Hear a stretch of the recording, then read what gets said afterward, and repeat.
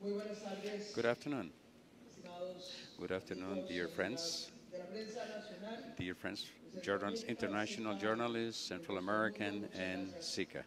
Thank you very much. Thank you for being here with us this afternoon. In the first place, and before we get any deeper concerning the results of the meetings that we just had recently, in the first place, what I'd like to do is to reiterate our warmest welcome on behalf of all the Costa Rican people to President Barack Obama and his delegation.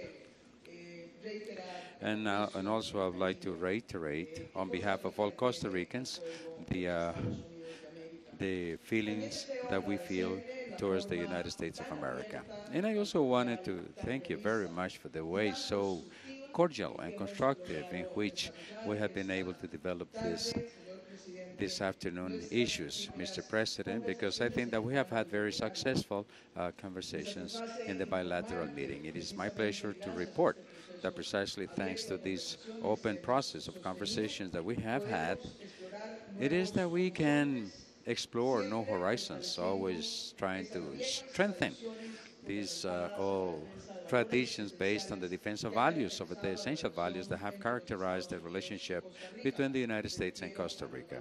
Particularly speaking, I'm talking about values of peace, freedom, democracy, respect to the human rights and the human development.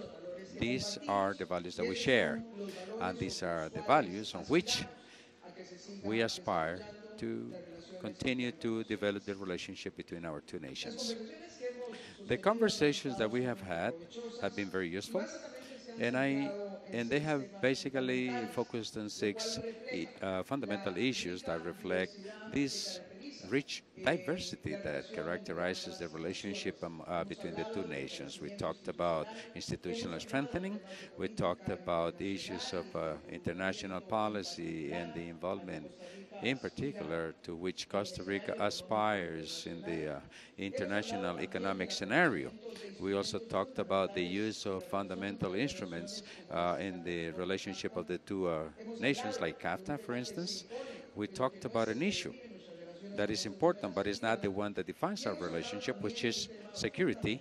And we also talked about a fundamental issue that undoubtedly is going to define the progress and the joint development, not only between the United States of America and Costa Rica, but also between the United States and the Central American region, which is the area of energy.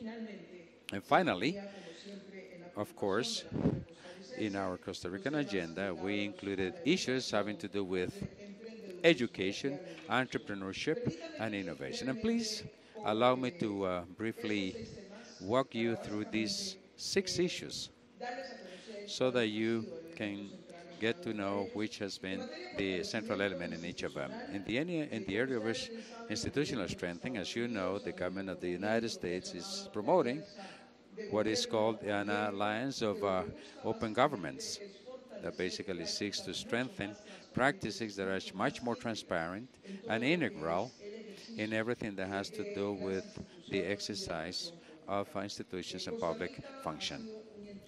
Costa Rica has been an enthusiastic participant in this initiative. We have already proposed our action plan, and we aspire to continue to share initiatives, practices, exchanges of experiences in this issue.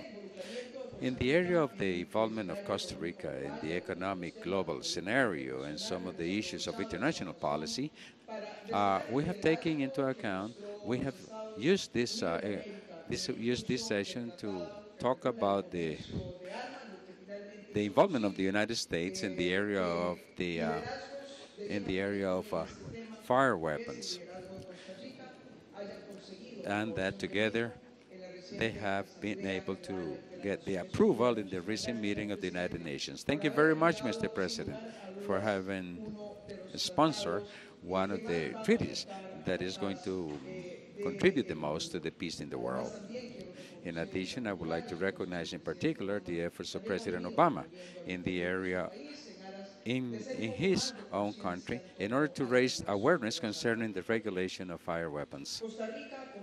Costa Rica, as some of you already know,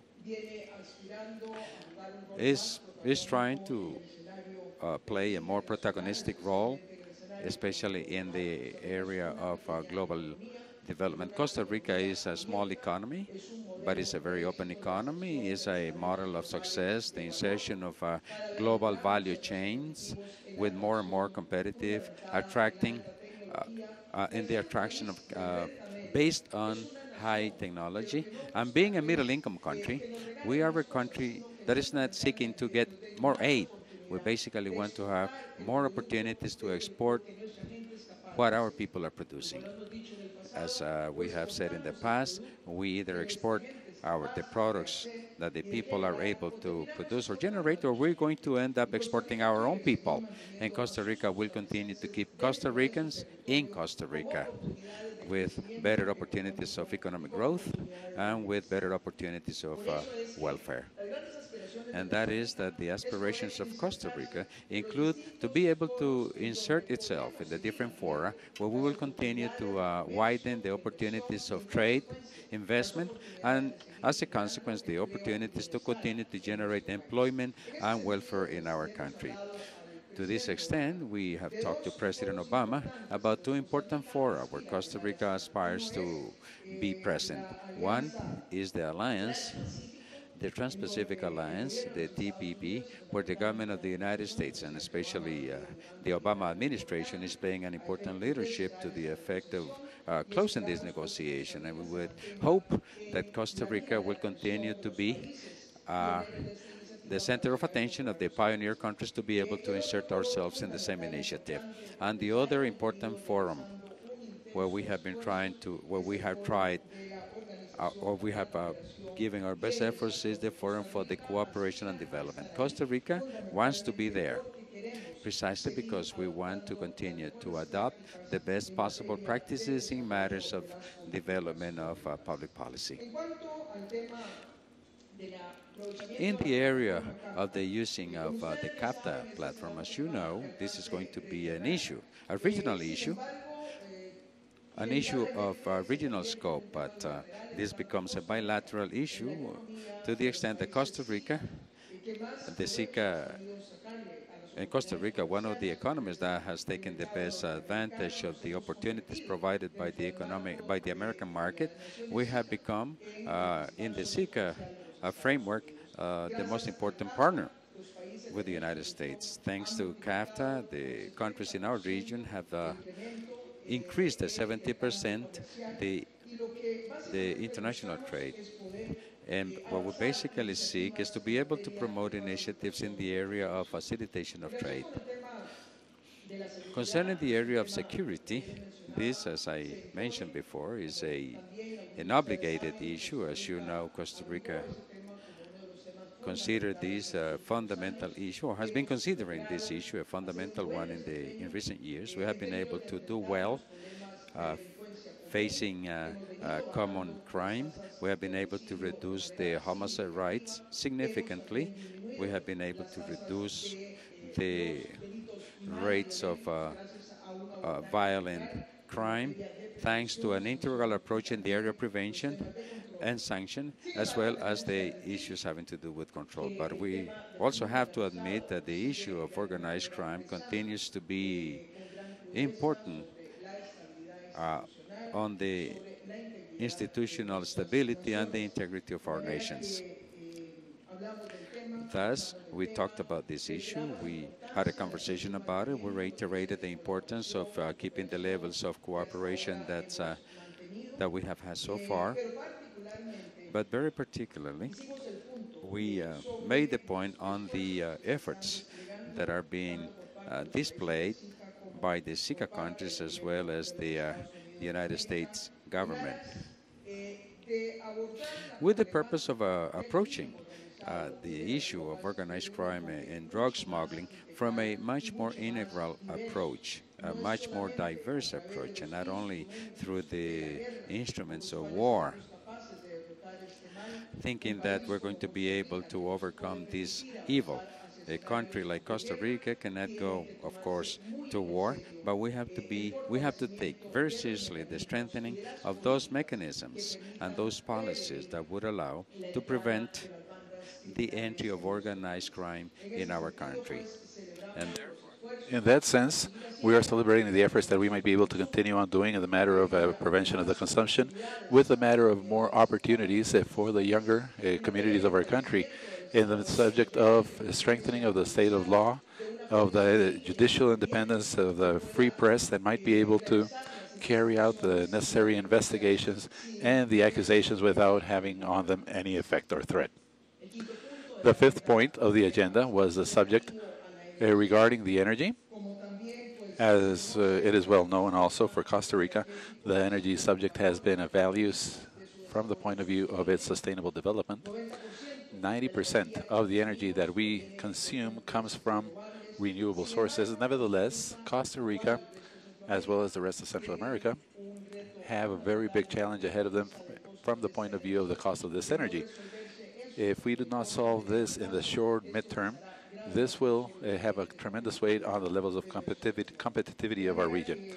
Therefore, we have explored with President Obama the possibilities of using the platform of the CAFTA platform, so that in the future, and once the government of the United States resolves some of the internal discussions that it might have, to be able to enjoy some preferences in regard to the import of the natural gas, natural liquefied gas, source of energy to which the government of President Obama have put a lot of emphasis on. We have also commented about the efforts that we are developing here in Costa Rica with the purpose of promoting a group of new energies, especially the energies based on hydrogen, and the initiatives that have already been working on by the private enterprises, both North American as Costa Ricans, with the cooperation of the public sector of Costa Rica, to take them into consideration as part of the initiatives that he has promoted in the framework of the Alliance of the Americas for the energy and for the climate change. And I finish by talking about the subject of entrepreneurship, of innovation, and of the education as essential elements of any agenda for the development. For Costa Rica, the education has been a constant in its historical development. As I was telling President Obama, we were born as one of the poorest provinces of the colony, and we have become, little by little, in a nation with great opportunities in the subject of economic development and of well-being for their people. And the fundamental factor, an essential factor, has been precisely the education. Much before many other nations of the world, Costa Rica decreed the free and mandatory access to education. And now we dedicate 7% of our GDP to finance the public education, and we need, above all, to face the challenge of the readequation of this education to the demands of the new economy to which we are aspiring to move our country. In that sense, we have called upon the attention in regard to the possibility of using, with a greater intensity, a very beautiful program that has been characterized by the international policy of the United States, which is the Peace Scores, so that through them we might be able to improve even more the programs of bilingualism that Costa Rica, for 15 or 20 years, we have already been introducing in our public education. We believe that through the Peace Corps, we can achieve training programs with our teachers, with our professors, our English professors, so that that English is a more proficient English, more competitive, with greater quality, and bound precisely to the aspirations of attracting investments and generation of employments, intelligent employments that we are working on. Finally, also, we have called President Obama's attention to the fact that there is nothing more valuable, that there is nothing more important than anybody to get to know from a society from the inside.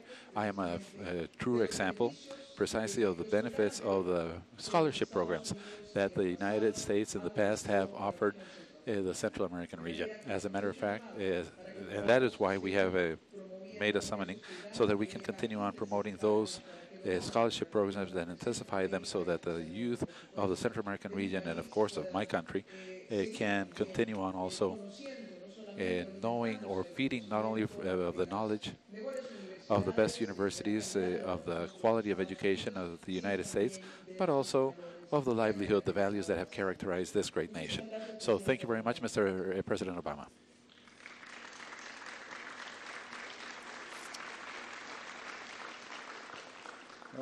Buenas tardes.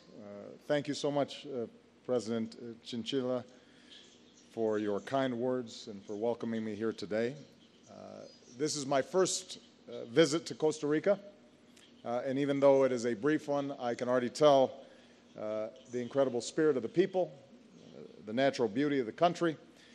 I understand that the official slogan for those who are thinking about visiting Costa Rica is un país sin ingredientes artificiales. So there's nothing artificial about Costa Rica.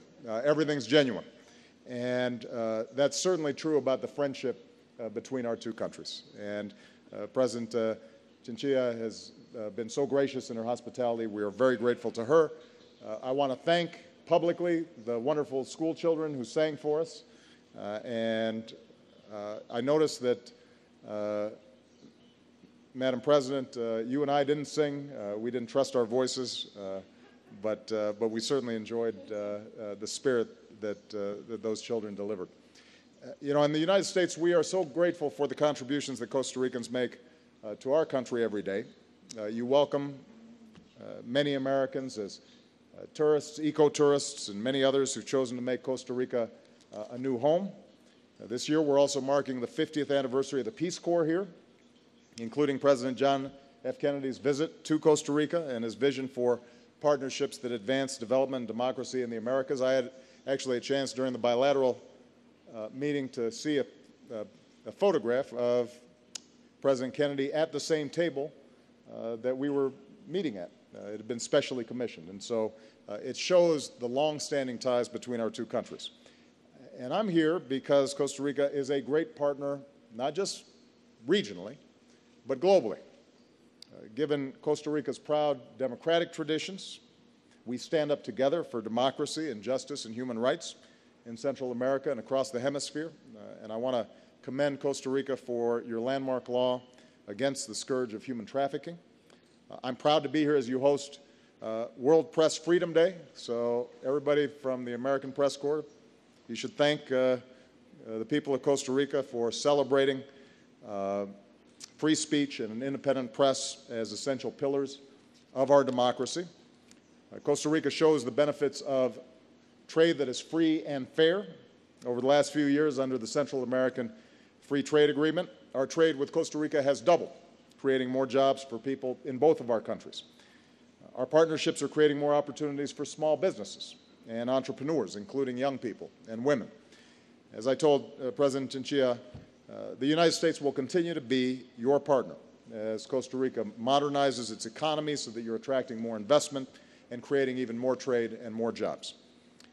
Costa Rica, of course, has long been a leader in sustainable development that protects the environment. The President and I agreed to continue deepening our clean energy partnerships. For example, we're moving ahead with our regional efforts to ensure universal access to clean, affordable, sustainable electricity for the people of the Americas, including Costa Ricans. And this is another way that we can meet our shared commitments to address climate change. The President and I reaffirmed our determination to confront the growing security concerns that have affected many Costa Rican families and communities. And under the Central American Regional Security Initiative, the United States has committed nearly $500 million to help Costa Rica and its neighbors in this fight. We're disrupting drug cartels and gangs. We're working to strengthen law enforcement and the judicial system. And we're addressing the underlying forces that fuel criminality with prevention programs for at-risk youth and with economic development that gives young people hope and opportunity. Meanwhile, as I said in Mexico yesterday, the United States recognizes that we've got responsibilities, that much of the violence in the region is fueled by demand for illegal drugs, including in the United States. So we're going to keep on pursuing a comprehensive approach, not only through law enforcement, but also through education and prevention and treatment that can reduce demand. And finally, I updated the President on our efforts in the United States to pass comprehensive immigration reform. I know this is of great interest to the entire region, especially those with families in our country. And I'm optimistic that we're going to achieve reform that reflects our heritage as both a nation of laws and a nation of immigrants, men and women and children who need to be treated with full dignity and respect. So, President Chinchilla, thank you so much for your partnership. Thank you and the people of Costa Rica for your hospitality. I'm told that there is a well-known quote here in Costa Rica. Where there is a Costa Rican, wherever it is, there is liberty. And in the United States, we're thankful for the many Costa Ricans who contribute to our prosperity and our liberty, and we're grateful for Costa Rica's leadership in this region, as we'll see again when President Chinchilla hosts tonight's SICA meeting. I'd note that our presence at tonight's meeting with the leaders of Central America and the Dominican Republic is a sign of the importance that the United States places on this region, as well as our commitment to being a steady and strong and reliable partner. Because we believe that no matter where you live, the people of this region deserve security and opportunity and dignity. So let me again say thank you. In my best Tican, pura vida. Muchas gracias. Thank you.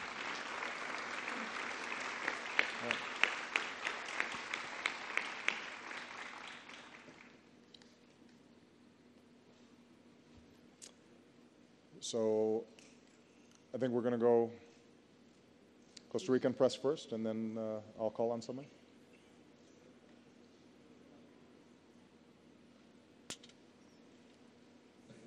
Costa Rica, Michael Soto.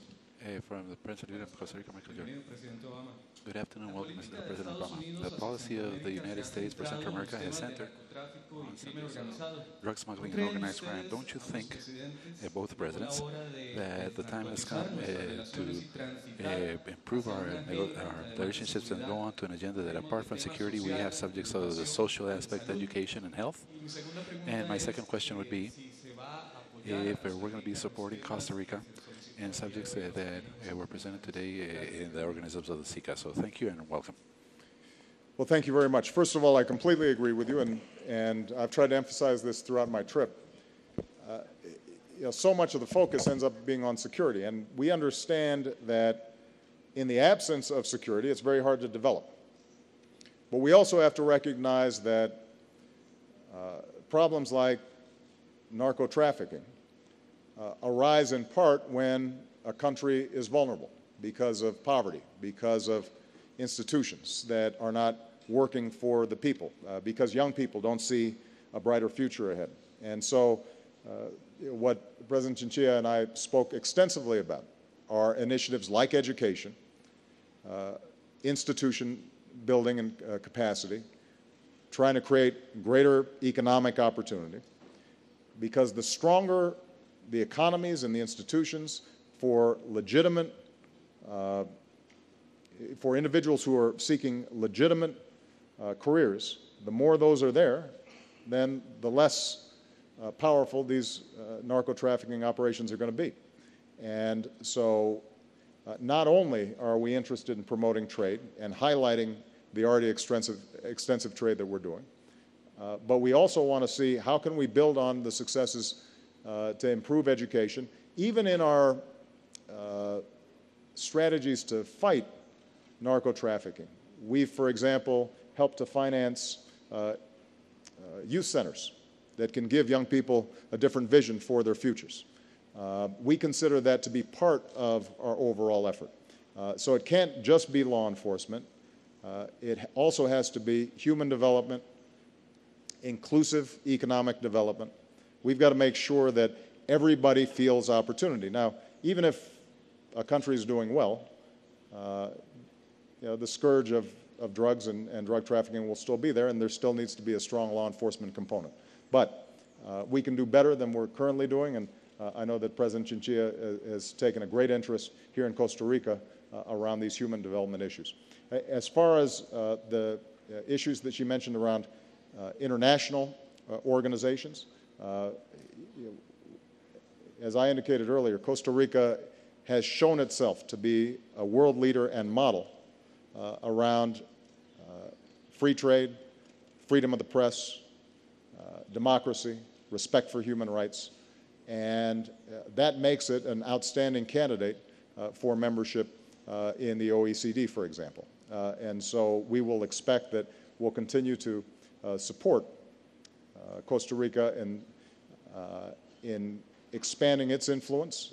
We enjoy a great partnership on, for example, regional human rights councils, as well as international human rights efforts Costa Rica has been a real leader, and we appreciate that. And there's something very effective when large countries like the United States, smaller countries like Costa Rica, share values. We come in together, and I think it's a great way to make the point that regardless of the country's size, regardless of the language that it speaks, the idea of certain universal rights that are observed for all people is important, and that's why we value this partnership so much.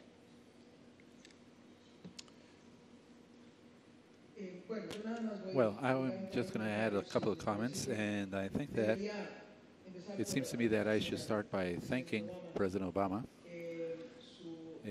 for his expressed support to the aspirations of Costa Rica to going in for being a member of the OECD. We know that there are tests that we have to comply with, and we know that we will be able to comply with them. And also, to add something precisely a comment in regard to the subject of narco-traffic, organized crime. We believe that there is not a single doubt that President Obama's administration, since his coming to Mexico and now his presence here in Central America, brings along an agenda that is trying to redefine those relationships based on a greater diversity. As it was being said, our countries are more than just insecurity, violence, and narco-traffic. This doesn't mean that it is not an important problem, but I would like to basically finally add the following. The summon that some of the countries have done for a few years now, with the purpose of trying to review some strategies for the fight against the drugs, are based basically on the fact that some of the most immediate experiences that we have seen in the region are experiences that have had to call upon the extreme file of the war on drugs. Costa Rica, since it doesn't have an army, and since we don't want to found an army, we do not want to allow ourselves to come to war scenarios to face drug smuggling or organized crime. Many times the journalist asks me, how has Costa Rica done to face such a big threat when you don't have an army? And precisely the countries next to you do have an army. But curiously enough, Costa Rica has demonstrated that we have been more effective and more successful in fighting against these threats precisely without having an army. And what am I going to with this? That what we are looking for a while now is precisely the signals that the Obama administration is sending, in the sense that effective policy for the fight against drugs and narco-traffic goes through the strengthening of the institutions, through prevention, through an open society, a more transparent society, and through a citizenship that is much more aware of the problem. It seems to me that advancing in that direction is precisely advancing in the correct direction. All right, Mark Felsenthal of Reuters. Mark. Thank you, Mr. President. Mr. President, on Syria, you said yesterday that anything the United States does should make the situation better, not worse. How long are you prepared to wait to determine whether chemical weapons were used? What happens when you make your determination, and will you take your case to the United Nations? And have you ruled out putting U.S. troops on the ground in Syria? Well, first of all, I emphasized yesterday, so let me re-emphasize. We're not waiting. We're not standing by. We are currently the largest humanitarian donor to deal with the crisis in Syria. We are the largest contributor of non-lethal aid to the opposition. We've mobilized 80 countries to support the opposition.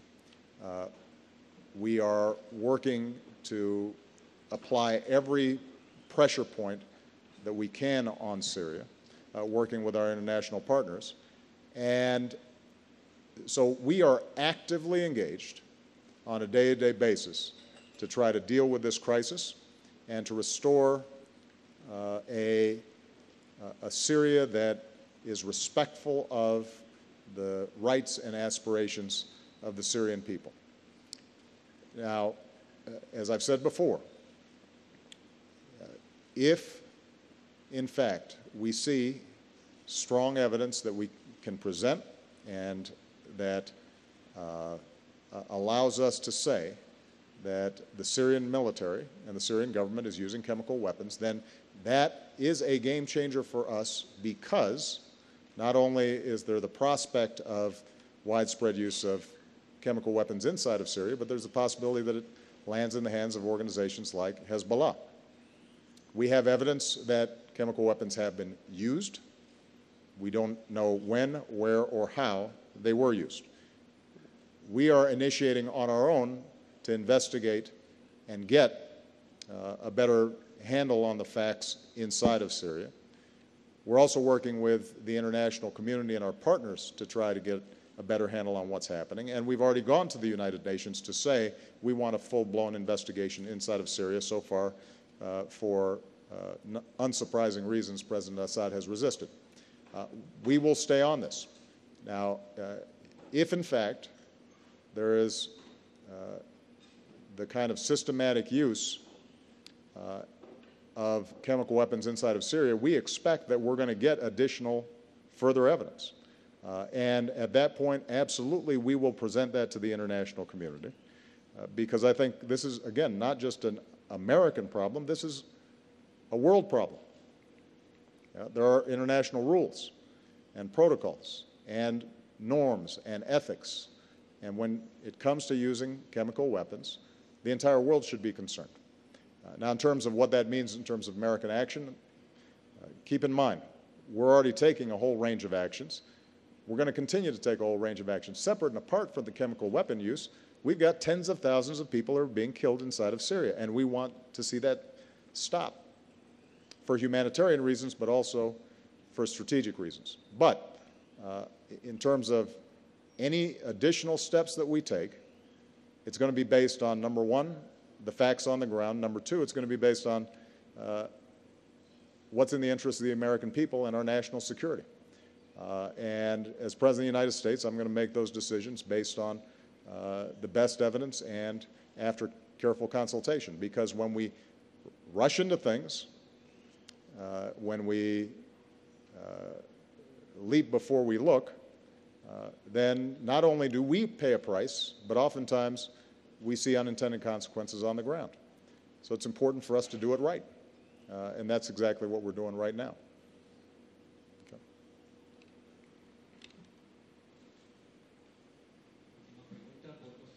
Last question on behalf of Costa Rica from Álvaro Murillo. Good afternoon, President Obama. Good afternoon, Madam President. President Obama, 10 years ago you were about to begin, or you were about to come to the Senate. 10 years have gone by, and Central America has lost more than 130,000 lives caused by drugs traffic. This has been the sacrifice that the region has had because of this problem. What is the sacrifice that in your 4 years of government you pretend to undertake for this business that feeds on the profit that are produced especially by the consumption in your country?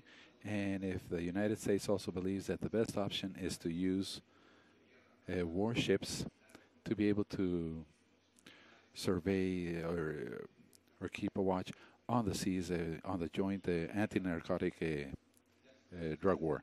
And Madam President, you have also expressed the values that the government of Costa Rica has with the government of the United States, and in your point of view with the President Obama, for example, in the subject of the international trade of weapons, firearm weapons. You said that President Obama said that the time has come to recognize the rights for bisexual couples in the United States. When is the time going to come for that in Costa Rica? Well, I think all of us recognize the pain and hardship that's been caused by drug trafficking and transnational drug cartels here in Central America. There's a cost, obviously, in the United States as well. I mean, it's not as if we don't have tragic drug problems throughout the United States. And when you look at poor communities inside of the United States, including communities in my hometown of Chicago, there are young people who are killed every day as part of the drug trade. So this is not a situation where we do not feel the effects. There are common effects and there are common responsibilities, which is why it's so important that we work on this on a regional basis. Now, since I've been president, we put our money where our mouth is. My administration has spent approximately $30 billion in reducing drug demand in the United States over the last several years. And we're actually seeing an impact in terms of reduced demand. But the United States is a big country and a big market. And so progress sometimes is slower than we'd like it to be. There is obviously a role for law enforcement. I'm not interested in militarizing the struggle against drug trafficking. This is a law enforcement problem. And if we have effective law enforcement cooperation and coordination, and if we build up capacity for countries in Central America, then we can continue to make progress. But the important thing that I've tried to emphasize throughout is that this is a common problem. This is one where we'll only solve it when we're working together. It has adverse effects in all of our countries. But, last point I'd make, I think it's very important to make sure that our bilateral relationship and the United States relationship with the region as a whole is not solely defined by this problem, because when it is, we're missing all the opportunities that exist out there. When I got off the plane, I was greeted by Dr. Chang, obviously a well-known scientist here who worked at NASA and is working now on developing a whole new vision for clean energy. And he brought along 4 young people, these incredibly talented young people who are in their last year of high school here, and all 4 of them, thanks to some of the good work of our ambassador and others, will be attending universities in the United States next fall. And when you talk to those young people, there's incredible hope and incredible promise and incredible optimism. And I don't want every story to be about drug traffickers, and nobody's writing a story about those 4 young people and what they represent in terms of the future of Costa Rica and the future of this region.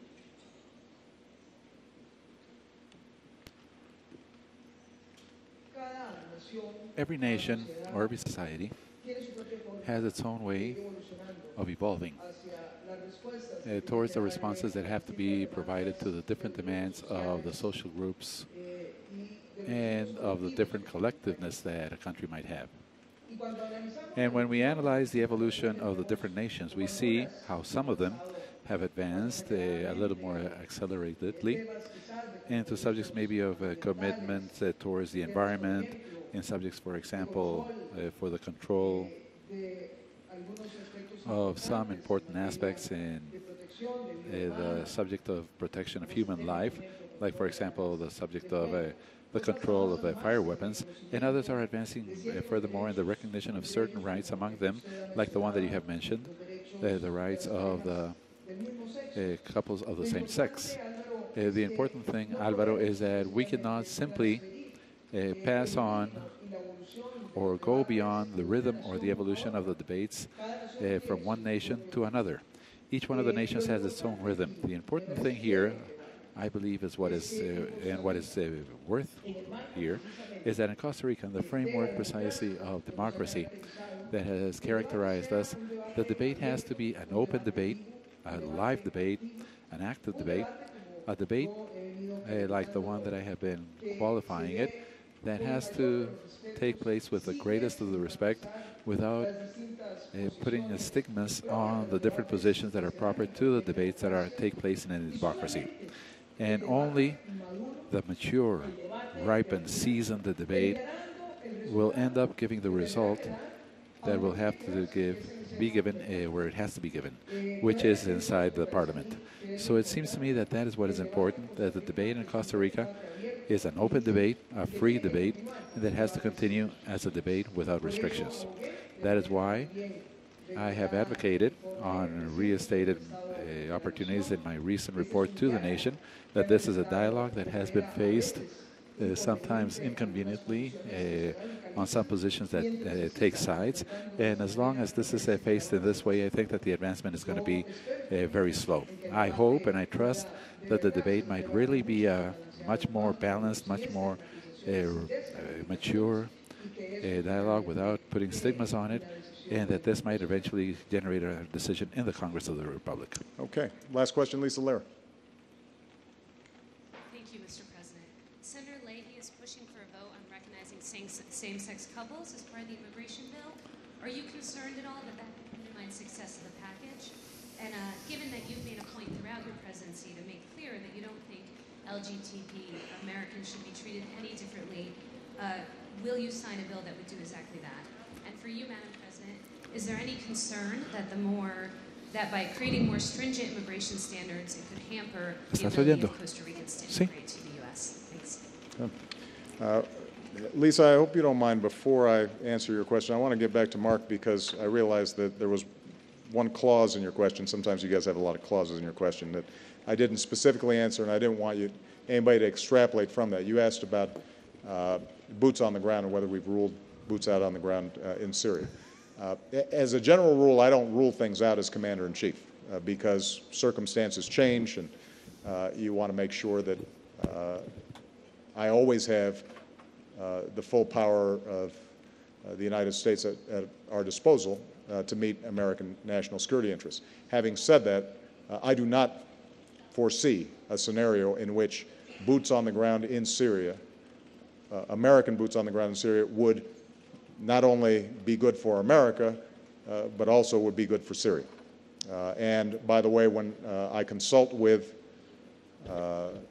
leaders in the region who are very much interested in seeing President Assad leave office and stabilizing the situation in Syria, they agree with that assessment. So just wanted to make sure that my omission there did not turn into a story. To your question, Lisa, as I've indicated, I've got 4 broad criteria for immigration reform. I want to make sure that our border is secure and well regulated, in part so that we can get down to the business of smoothing trade and commerce across our borders and creating jobs in the United States, but also making sure that negative actors aren't able to penetrate the United States. Number 2, cracking down on employers who are breaking the law. Number 3, making sure we've got a legal immigration system that works better, smarter, and so that we can continue to attract the best and the brightest to the United States. And by the way, when it comes to legal immigration, the issue here is not going to be stringency per se. The issue is, do we make the system more rational, more effective, better? If there are smart engineers and young people and scientists who and students who are looking to immigrate to the United States from Costa Rica, then we want them to know that we're a nation of immigrants. But we want to make sure that the legal process is in place so that it's easier and simpler, but also more effective in managing the legal immigration process. And finally, that we've got a pathway so that the 11 million or so undocumented workers inside the United States are able to pursue a tough, long, difficult, but fair path to legal status and citizenship. So those are my broad-based criteria. Now, the provision that you've discussed, that Senator Leahy has talked about, is one that I support. And I've said in the past that the LGBT community should be treated like everybody else.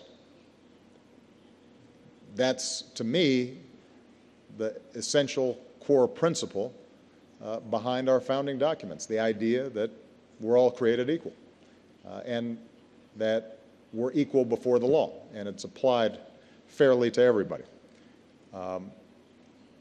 And so, Senator Leahy may present this provision in committee.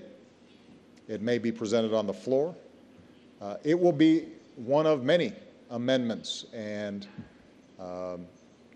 provisions that are presented, some of which I'll support, some of which I'll think are really bad ideas.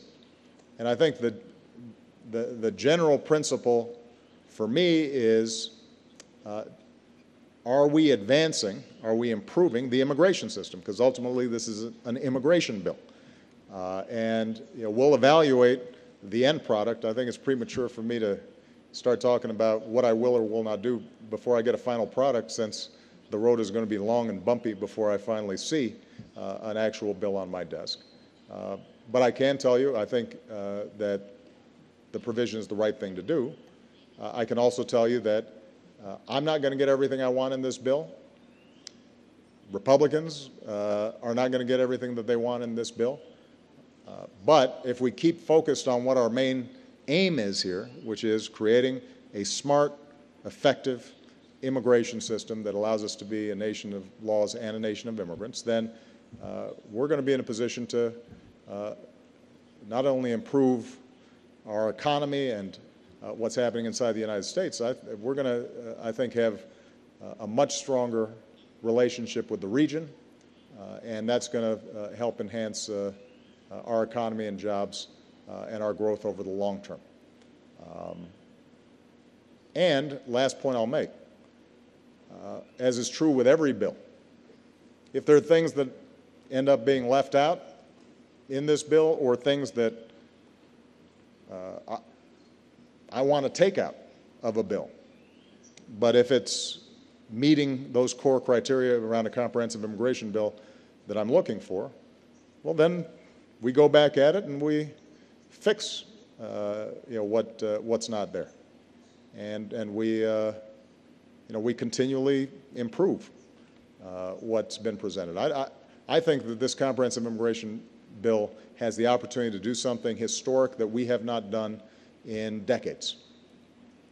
But I don't expect that after we're finished with it, that people are going to say, there's not a single problem that we have with our immigration system, any more than is true after any piece of legislation that we pass. All right. Well, thank you very much, everybody. Muchas gracias. Thank you very much. Thank you very much.